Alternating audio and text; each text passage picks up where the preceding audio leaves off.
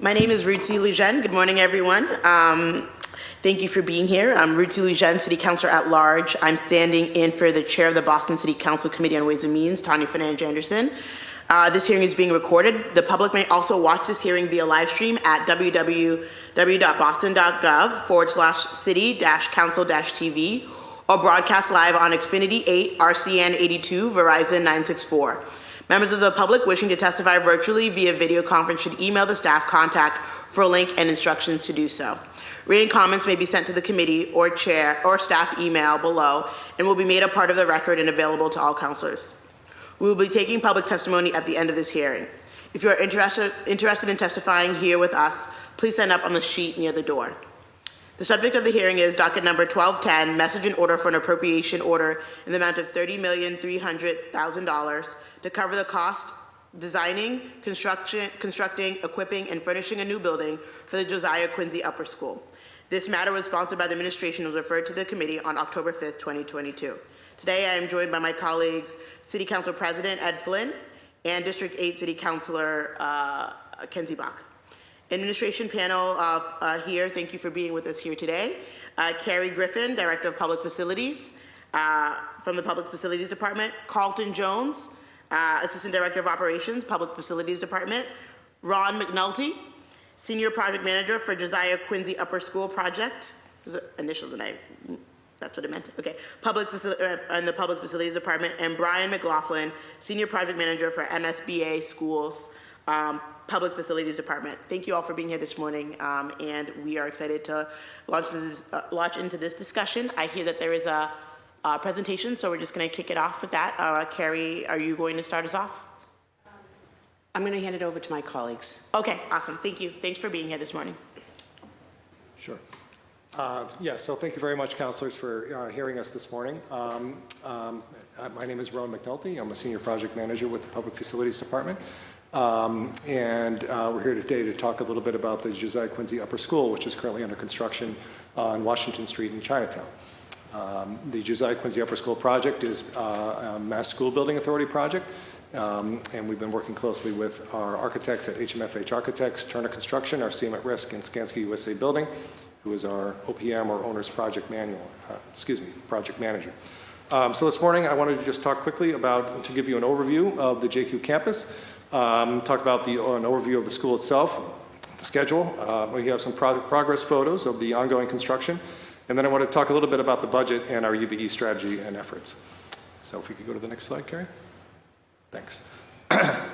So this is an aerial of Bay Village, Chinatown on the south end. At the west end of the slide here is the existing swing space for the Josiah Quincy Upper School, which was renovated in the summer of 2021 to accommodate the 6th and 7th graders of the JQ school that were previously located at the precast concrete modulars in 900 Washington Street. And so, and then over on the east end of the site is what will be the Josiah Quincy School campus. So on the west-hand side of Washington Street is the Josiah Quincy Elementary School, which has students from kindergarten up through 5th grade. And on the east side of Washington Street, bounded by Marginal Road and the Mass Turnpike and Harrison Avenue on the east, is the former site of the JQ Modulars and the former site of the Boston Chinese Evangelical Church. Next slide, thank you. So just a quick overview of the program for the school and the schedule. So the Josiah Quincy Upper School will house grades 6 through 12. It's being designed to accommodate 650 students for BPS.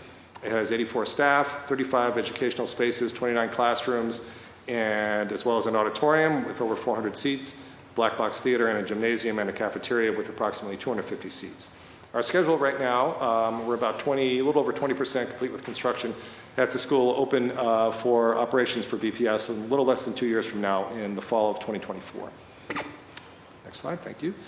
So this is a construction camera that we have mounted on the JQES building looking east. And you can see the Mass Turnpike on the right-hand side. This is actually installed just after demolition started. So you can see the ongoing demolition, which took place last fall, of the precast concrete modulars in the foreground. And in the background there, over at Harrison Avenue, is the location of the former BCEC Church, which is relocated to Shaman Ave in the south end. Next slide, please. And so this, if anybody has driven down the Mass Turnpike lately, you probably noticed that we've installed a tower crane to start the steel installation for the building. That was installed a little over a month ago, and we're up to level 3 right now with steel installation, and we're expecting a topping off of the last steel beam being put in place towards the end of December of this year.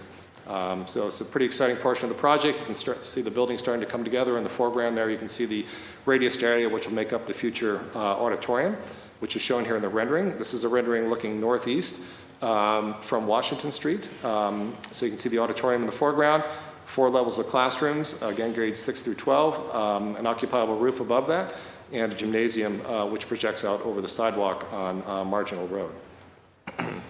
Next slide, thank you. So just about 2 years ago, the City Council appropriated a little over $193 million towards the cost of the JQUS building. About $54 million of that will be reimbursed by the Mass School Building Authority. And so right now, our original budget breakdown had about $33 million in soft costs, $13 million in contingency, and about $146 million in construction. Soft costs are architects' fees, engineers' fees, things like furniture, fixtures and equipment, technology. And our current budget breakdown, after having bought out approximately 80% of the building, or of the subcontractors, I should say, who are going to build the building, is our construction cost is up at $180 million. Soft costs have been adjusted a little bit to account for escalation and inflation with regard to furniture, FF&E, and technology, and we've reduced the contingency a little bit. So right now we're about a little over 20% complete with construction, and we have a little over a $30 million shortfall in the approvals from the fall of 2020. And it's also important to note here at the bottom of the slide that over the course of design development, 6% construction documents and 90% construction documents, the project team incorporated over $36 million in value engineering into the building. And it's our recommendation that right now, if further value engineering to actually balance the budget to the original approvals would drastically impact the educational program for the school and potentially impact the reimbursement from the MSBA.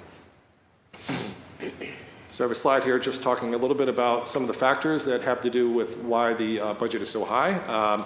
One of the main reasons has to do with unforeseen conditions. Anybody who builds in downtown Boston or anywhere in Boston really knows that whenever you start digging, there are always some surprises underground. This particular site, it's a wonderful site. It does form a Josiah Quincy School campus for the school, but one of the challenges was that there were existing buildings there, and so we really had very limited opportunities to investigate what was going on below the grade prior to starting construction. Additionally, the old Broadway actually used to run right through the site. And so every time we were digging there, we found the old foundations for the old buildings that were on Broadway, utility lines and so forth, which contributed to some unforeseen costs. Despite the value engineering efforts, which we incorporated at the various stages of the design phase, the team has received bids from trade contractors and non-trade contractors that have far exceeded our estimates. Our de-scoping efforts in partnership with Turner Construction, HMFH Architects, and Skanska USA Building have determined that basically the cost overage is due to a combination of inflation and supply chain issues, and it's being felt really industry-wide throughout the construction industry. So I just listed a couple of examples. For example, we're seeing roofing materials and lead times that have increased significantly due to an increase in cost of gas needed for trucking materials and to and from manufacturers. We've had availability of raw materials for curtain wall and glass that have been extremely strained and are subject to an industry average increase of 30 to 40%. And the cost of sheet metals for things like HVAC ductwork has increased more than 20% due to an increase in the cost of raw materials. So my last couple of slides here, I wanted to talk a little bit also about our UBE, or underutilized building enterprise, business enterprise strategy for the project. So we've met as a team at the beginning, the City of Boston, our OPM, our design team, and CM, to discuss various strategies to move forward to procure subcontractors for the project. Turner has set out information and bid opportunities to various UBE advocates. Our pre-construction team contracted known UBE subcontractors and has encouraged them to pre-qualify and submit a proposal for the project. And we've included language in the bid documents to actually outline the goals, and we've included a subcontractor commitment plan, or Turner has, I should say, a subcontractor commitment plan with their award of the various subcontracts to ensure that the subs who commit to a goal will follow through. Yes, sure. But I just so that everyone who is at home listening and understands, could you just please define UBE for folks? Yes, underutilized business enterprise. So the next slide, if you don't mind, Carrie. Thank you. So our UBE goal right now is a little over 10%, and our subcontractor award value right now is $14.8 million for UBE's underutilized business enterprises. We've got about $19 million in subcontracted yet to be awarded, and so we have a list here of some of the UBE subs that we've been able to enter into subcontracts with as well. So our next slide has to do with questions. Yep.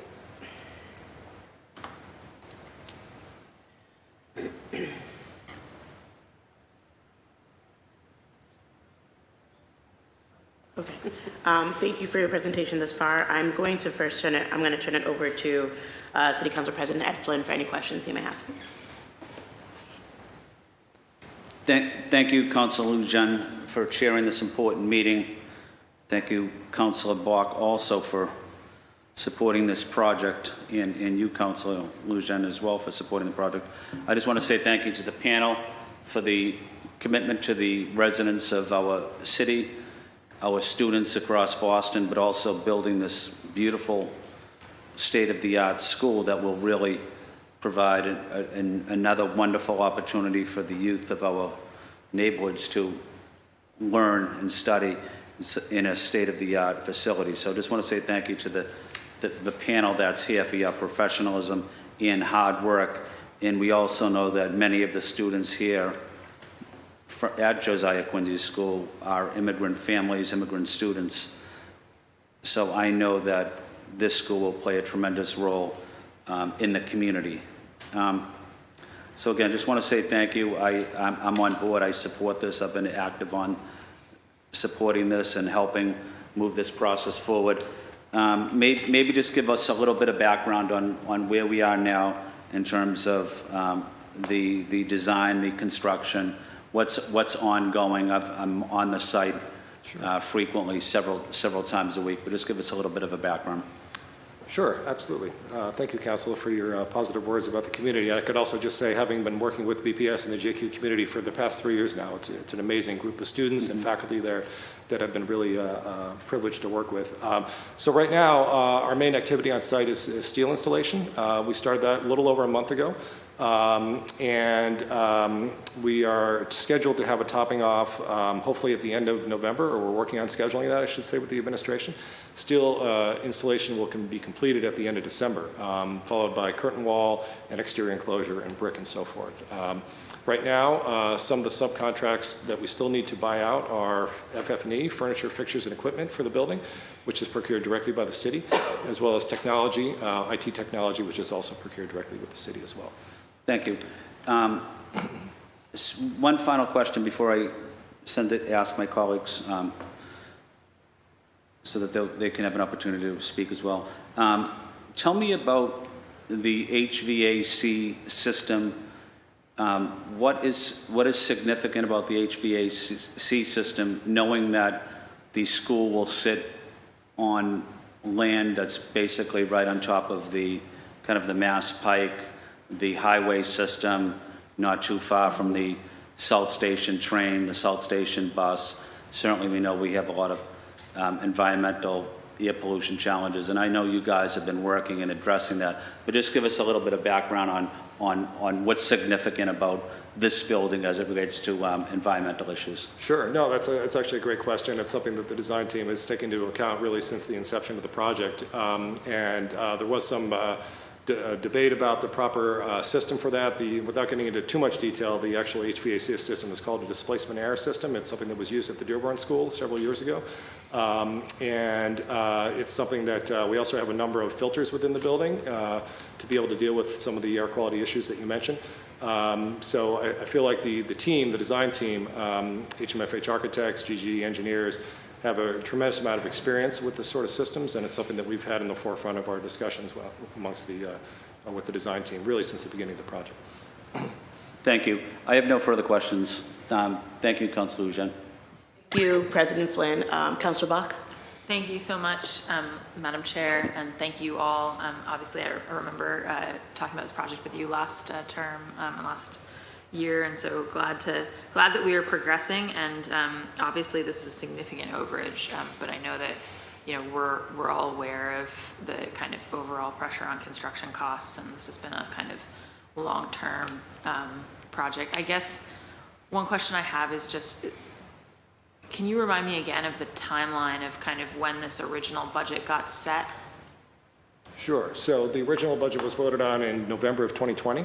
And prior to that, a PFA, or a project funding agreement, was approved by the Mass School Building Authority, and I believe it was end of September of 2020.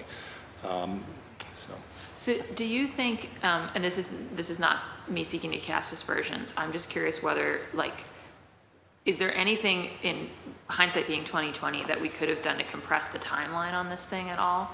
And the reason I ask is because obviously, I mean, this is like a 15.65% increase, but it's drawn out over the course of 2 years. And so I just wonder, I think everyone right now is wishing they'd gotten every piece of steel in the ground sooner. And I'm sure we're not exempt from that, but I'm just curious as we think about our, very ambitious school building plans for the future, is there a way that we can pull the timelines in tighter so that the council's not going to be perpetually in the position of approving budgets that then see these types of overages? I mean, one of the things that I would say is that the procurement method, if you will, that we're using for the project is called CM at risk. And so there, not without getting into too much detail, there are kind of two different ways you can deliver projects. You can do a design bid build where you finish the design, you bid it, and then you build it. Or you can do a CM at risk, and the advantages of working with a CM at risk is that you can actually start construction before design is complete. So certain portions of the building, say the landscaping, things like that, that may not necessarily be critical to start construction, you can actually basically start construction before those are complete. And so usually when you use a CM at risk product like we've done here, you actually are able to compress the timeline significantly over using a traditional design bid build. I don't know if you want to add anything to that, Carrie. No, I think too, the project team looked very closely, and again, we value engineered at each phase of design to try to stay within budget, on budget. But we also looked at other methods too for procurement. The air handlers we bought out ahead of schedule due to the fact that for a method of really to maintain the schedule. And we looked at other opportunities where we knew that if we have to look at our longest leads for the project, and that will set the critical path of the schedule. So we looked, the team did a great job with always keeping on task with schedule and with budget. And unfortunately, the climate is such that we're experiencing this on a lot of our projects. And our objective for this project was always to have it open for fall of 2024? 2024, yes. Got it. And can you tell me a bit about this, the $1 million cost for diesel heat this winter, because it's not a gas building and National Grid won't give us a temp gas line? How are we thinking about, like, again, we obviously have these net zero commitments. We plan to keep building a bunch of all electric schools. And it also sounds like we have to anticipate that those school builds continue to be like multi-year endeavors where there's going to be a building that needs heating in the winter.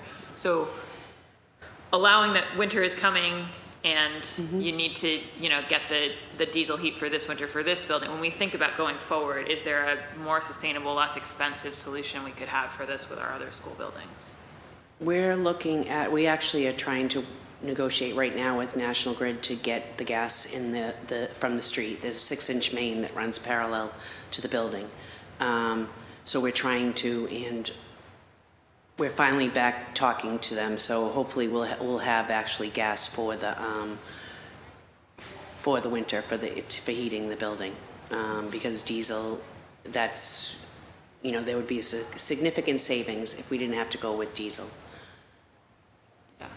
In terms of the future, to heating a building like this, I don't see, electric, you can use electric, but whether that's going to have be the most efficient, I don't think so. Not only that, you're sometimes limited for what you have for your power source, because there's a lot of things, especially, tower crane that are going to that are consuming. But you could, you can use electric, but right now, that's not Got it. And can you just tell me a little bit, so on the contingency, it came down from 13.5 to 8.8, right. But obviously you've got, you said you bought out 80% of your subs, but that's not an 80% decrease in the contingency. So just curious if how much, to what extent could I cheerfully expect that a substantial amount of that 8.8 goes unspent, and so our real overage here is less than the 30 that you're asking the council to authorize. Not saying the council should authorize less, but I'm trying to think like, or do you really think that that full 8.8 is likely to get expended over the course of the project? Well, I mean, it's a contingency, so you never know what you're going to deal with. I will say that once we're out of the ground, there is certainly less risk because you're not dealing with the unforeseen conditions that we dealt with at the beginning of the project. But there are also challenges potentially with supply chain issues that may be able to be utilized to be able to expedite things like the air handling units, for example, that we don't know about right now. Seems like every week there's something that we hear about as being kind of a long lead item that nobody ever thought was going to be. But so there's some flexibility there, but it does need to come down. The other thing to take into account is that the design contingency, along the course of design, the design contingency also gets reduced. So that also gets rolled into the construction cost as well.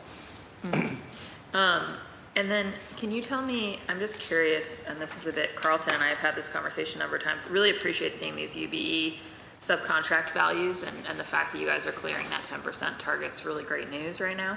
I wondered, because I spied this, one of the subcontractors is a roofing subcontractor, and I think one of the things that we've talked about is like, how do you guys build a pipeline of potential subcontractors, especially for those the accelerated repair program projects. And so the reason it caught my eye is because, as you know, one of the 3 things that we do with those is roofs, besides also boilers and windows.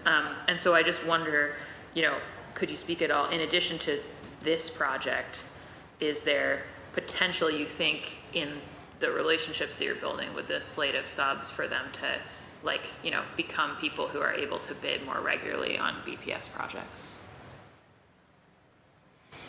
I mean, yeah, I guess what I would say is that for large projects like this, particularly cement risk, and even for large design bid build projects, certain estimate thresholds require subs to be pre-qualified in order to bid on the project. And so that requires PFD, along with our architects and our engineers, to do a lot of outreach to make sure that people actually submit and actually go after these projects. And so I know Titan, for example, I happen to be managing a project across the street at the Josiah Quincy Elementary School, which is going to re-roof that building, and they're going to be the roofer for that one as well. So I think that was a byproduct of some outreach by our department to make sure that they were interested. That's great. That's great to hear. And then, sorry, last thing is just, in terms of obviously you did do substantial value engineering, and you note that you didn't want to do more, it would affect the building. I mean, are there substantial things that we lost in that value engineering that we should know about? Well, I can give you some examples. So, for example, at one point in time, we had a lot more curtain wall on the facade, and curtain wall is an extremely expensive building enclosure material, and so we had to reduce that significantly. So, that's one example. So we went to a great extent to ensure that we were not going inside the building from a programmatic point of view. We wanted to make sure that all of the materials that we were VEing or value engineering out had no effect or little effect on the actual programming of the school. There was one item that we actually did have on the chopping block because it was so expensive, having to do with the outdoor roof. The rooftop is designed and was designed to be extensive and had a lot of programming elements to it. That actually did land on the chopping block, but then we pulled it back because we said, look, we can't have this great facility out here and only use like 1/4 of the roof that was available to the students. So we figured out a way to just kind of say, look, we were doing what we were supposed to do, trying to get within budget, but it just didn't work. And so when we realized it didn't work, we said, well, okay, we just need to put that back. So truth be told, that was one of the items that was there, but is no longer there. Oh. So you're saying in the end there is the outdoor roof? Yes. Yes. Great. The roof is there, Because yes. Obviously, Councilor The full Flynn outdoor, Yes. outdoor roof, Yes. because there were several of us who were advocating, you can't have half of a program up there and then look at this expansive space and you can't touch it. So. And we know how important open space is for folks in Chinatown. That's Absolutely. something Councilor Flynn lands on again and again. Thank you, Madam Chair. Thank you, Councilor Bach. Just have a few questions myself. One is, and we had started talking about it, but I was wondering how this building squares away with the mayor's vision for the Green New Deal for our public schools. If anybody wanted to sort of talk about how those tie in together, this construction and that vision for Green New Deal for our public schools. In terms of resiliency? In terms of resiliency, Counselor? Yep, and thinking about climate justice and making sure that our buildings are, are electric and able to withstand the issues that we're seeing in our environments. I've been thinking about Chinatown, one of our neighborhoods that suffers a disproportionate effect of, pollution. So thinking about how we've integrated that and how that aligns with the mayor's vision for our schools. Well, one of the things I can say is, working with the PIC for our approvals, we incorporated bike lanes into Marginal Road, which were upgraded, I think, from what was there previously. And so we're trying to provide as many options for getting to the school as possible. So outside of the building, that's one thing that we've done. Inside the building, speaking to Councilor Flynn's earlier question about the HVAC systems, I think that that's also something as well that will speak to the mayor's vision as well. Yes, I mean, there's only, for that size building, there's only a 2-inch gas line going to it. It's basically being supported through, is this a VRF system? Is this? Displacement. It is, okay. So, that we're more in line with the electrical for the project. Okay. And then the next question is, thank you. Next to the UBE efforts, you put the BRJP goals, and there's the actual and the goals there. Can someone talk a little bit about the delta between what the actual is and the goal, and what are what are the problems in us meeting the goal? Well, right now, we're only about 14% for staff on the site. So Yeah, the average daily contract, workforce is about we haven't 20%. started fully. I mean, we're doing steel and underground. But in terms of Turner's goals, they meet at what we talk, the team talks about this weekly at the project meetings and always having an eye on the goals. They've been performing some outreach. What else is Turner doing?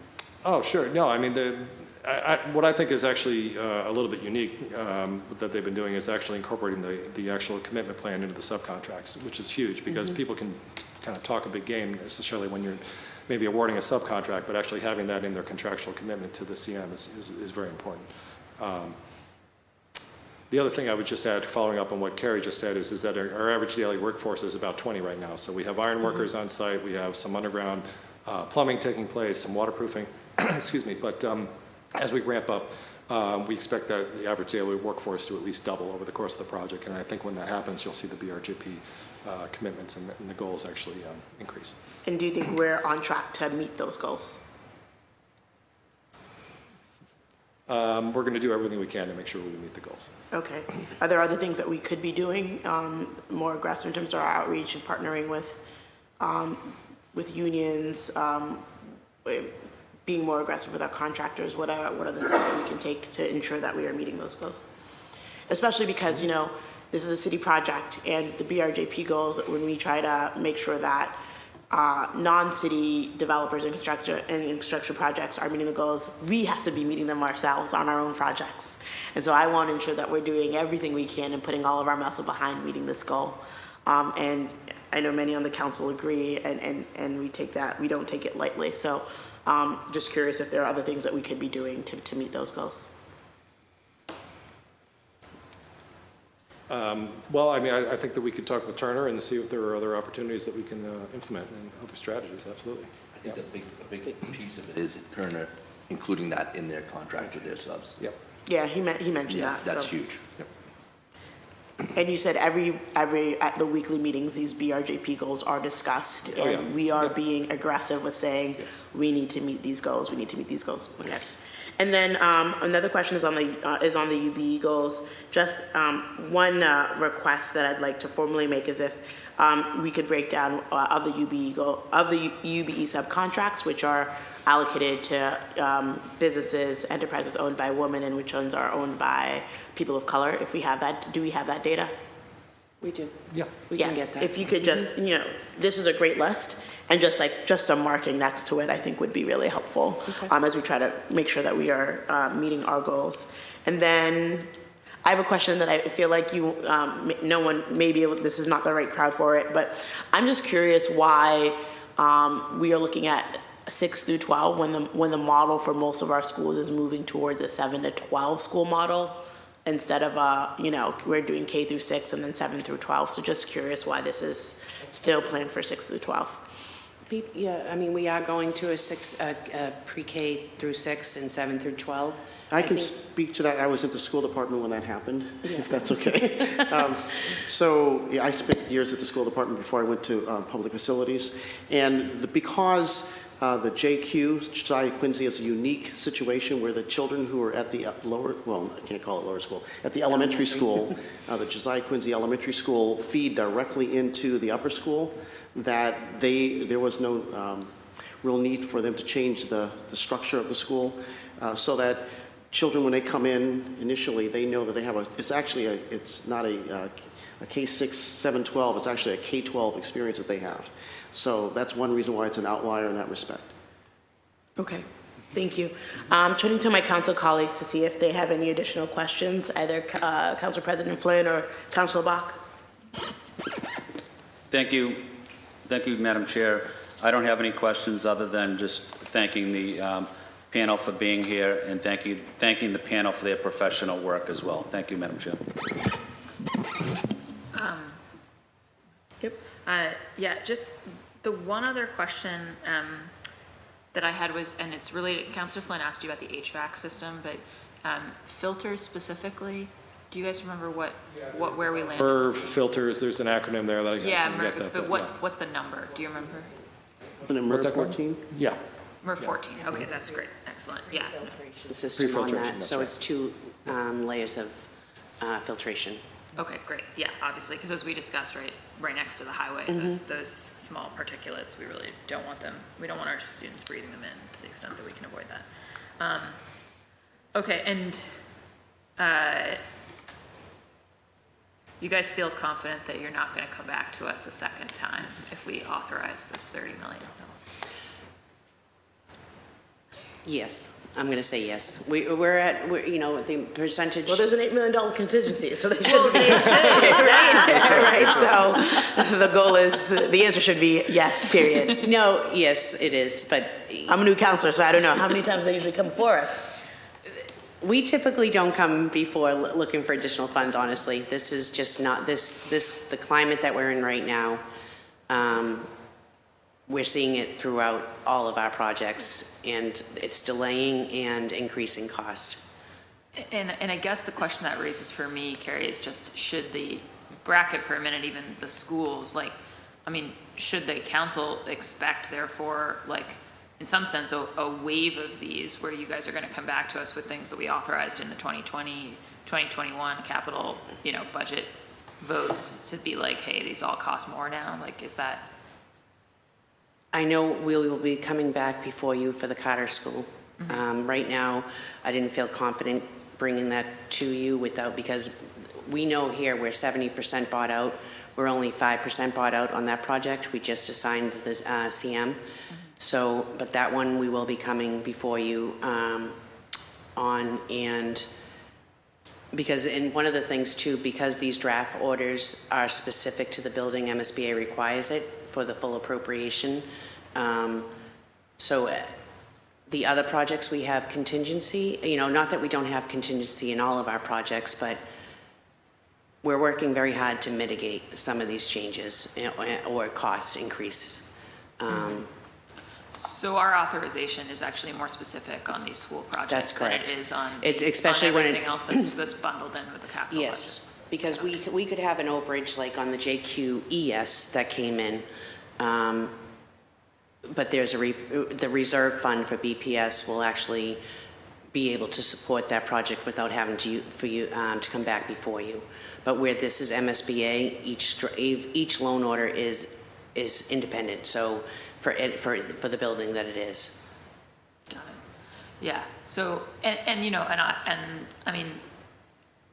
I know something that Councilor Lujan and I share is a sense that we want to actually be building the stuff that we authorize in our capital budget. So certainly while cost increases are frustrating to all of us, I think that we definitely don't want a dynamic where kind of like council approval is causing these projects to get even more elongated and cost to go up more, because if anything, we want to break that spiral the other way and try to be executing on more things in the time that we expect to, so, yeah.